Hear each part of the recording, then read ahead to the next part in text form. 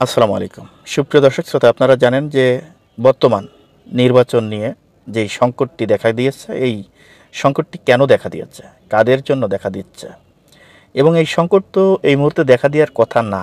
Doctor Mohammad Yunus একটি নির্বাচনের road map কিন্তু ঘোষণা করেছে যে ফেব্রুয়ারিতে নির্বাচন হবে, ফেব্রুয়ারির প্রথম দিকে নির্বাচন হবে। সেই নির্বাচন এখন কয়েকটি রাজনৈতিক দল চাচ্ছে না। কেন চাচ্ছে না? আসলে কি এই নির্বাচন না চাওয়ার পিছনের কারণটা কি? জামাতে ইসলামের কি জনসমর্থন কম আছে? নির্বাচনে গেলে কি জামাতে ইসলাম হেরে যাবে?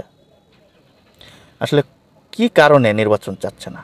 এর কারণটা কি? মূলত কারণটা কি? আমি যতটুকু জানি যে ডাকসুর নির্বাচন যখন হলো, ডাকসু, রাকসু, জাকসু, যে নির্বাচনগুলো হলো, এই নির্বাচনে যখন এই শিবির প্যানেল বিপুল ভোটে জয়ী হয়েছে, আপনারা দেখেছেন। এই শিবির প্যানেল জয়ী হওয়ার পর মানুষ মনে করেছিল, যেটা আমরাও মনে করেছিলাম, যে এখন হয়তোবা বিএনপি নির্বাচন চাইবে না। হয়তোবা বিএনপি এখন নির্বাচন চাইলেও তারা বিভিন্ন অজুহাত দিয়ে সময় ক্ষেপণ করবে, কারণ জামাতের একটা বিশাল একটা জনসমর্থন রয়েছে। সেটি এই ডাকসু রাকসুর নির্বাচনে আমরা বুঝতে পেরেছি।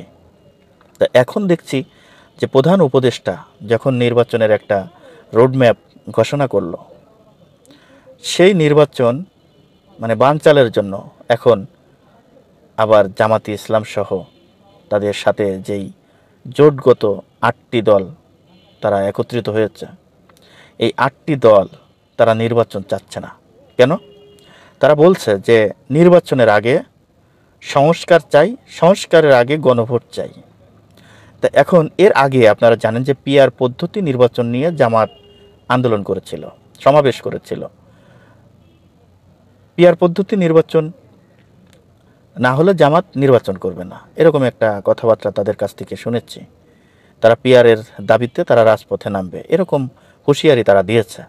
কিন্তু শেষ মুহূর্তে, শেষ পর্যন্ত আমরা যেটি দেখলাম যে পিআর পদ্ধতি নির্বাচন বাংলাদেশের জনগণ আসলে কোনোদিন দেয় নাই, বোঝে না। এটা করতে গেলে অনেক সময়ের প্রয়োজন। তা এখন আবার নতুন করে যে বলা হচ্ছে যে গণভোট আগে দিতে হবে, গণভোট না হলে নির্বাচন হবে না, নির্বাচনের আগে গণভোট দিতে হবে। গণভোটের জন্য তারা সমাবেশ ডেকেছে, সমাবেশে বক্তারা বলেছে যে আগে নির্বাচনের আগে গণভোট দিতে হবে।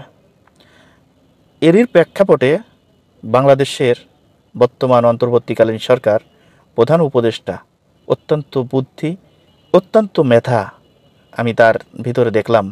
সে একজন অনেক যোগ্যতা সম্পন্ন ব্যক্তি। সে রাজনীতি না করলেও তার ভিতরে যে কৌশল এবং সে যে অভিজ্ঞ একজন ব্যক্তি, সে কিন্তু সেই গণভোটের বিপক্ষেও যায় নাই, আবার পক্ষেও যায় নাই। বিএনপিকেও সে খুশি রাখছে, এদিকে জামাতকেও সে খুশি রাখার চেষ্টা করছে। এটাই তো রাজনৈতিক নেতার, যারা সরকারে থাকে, তাদের কৌশল। এটাই হওয়া উচিত।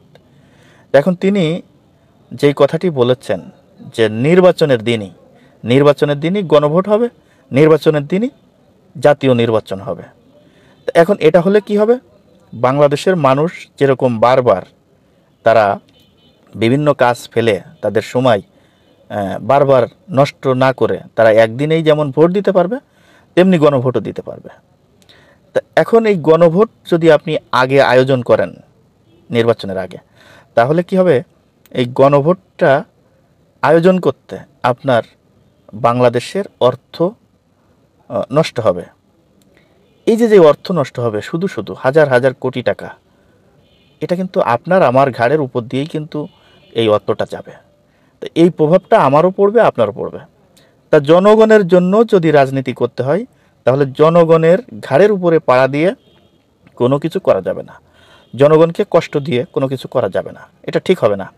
তো অতএব জামাতে ইসলাম যেটি এখন গণভোটের দাবি জানিয়েছে, তার সাথে 8টি রাজনৈতিক দল এই দাবি জানাচ্ছে।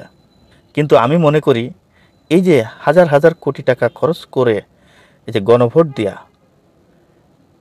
ডক্টর মোহাম্মদ ইউনূস যে কথাটি বলেছে যে একই দিনে গণভোট এবং একই দিনে নির্বাচন, এখানে তো কোনো সমস্যা হওয়ার কোনো কিছু দেখি না। তাহলে কেন শুধু শুধু জামাত ইসলাম এখন এই নির্বাচনের বিরোধিতা করে আন্দোলনে যাওয়ার হুঁশিয়ারি দিচ্ছে এবং কেন তারা নির্বাচন চাচ্ছে না? আমি তো যতটুকু জানি যে জামাত ইসলামের বিশাল বড় একটি জনসমর্থন রয়েছে সারা বাংলাদেশে। এই জনসমর্থন নিয়ে তারা এই মুহূর্তে যদি এই আন্দোলন সংগ্রাম করে কিংবা নির্বাচন না করে, তাহলে ওরা আবারও কিন্তু ভুল রাস্তায় পাড়া দিবে। তখন জামাত ইসলামকে মানুষ আর ওইভাবে দেখবে না, ভালো চোখে দেখবে না। যেমনটাই এখন এই আওয়ামী লীগের লকডাউনে আওয়ামী লীগের প্রতি মানুষের আগে একটা মোটামুটি পর্যায়ে একটা ভালোবাসা জন্মেছিল, সেই ভালোবাসাটুকু এই লকডাউনের পর থেকেই এই আওয়ামী লীগের প্রতি মানুষের আর নাই। কারণ বিভিন্ন জায়গায় লকডাউনের নামে যে মানুষ হত্যা করা, গাড়ি পোড়ানো, জ্বালাও পোড়াও, অগ্নিসংযোগ, এই জিনিসটা মানুষ আর দেখতে চায় না। এজন্যই জামাতে ইসলাম যদি জনগণের পক্ষের লোক হয়ে থাকে, যদি জনগণের পক্ষের দল হয়ে থাকে, তাহলে জনগণের প্রতিনিধি বেছে নেওয়ার দায়িত্ব জনগণকেই দেওয়া উচিত।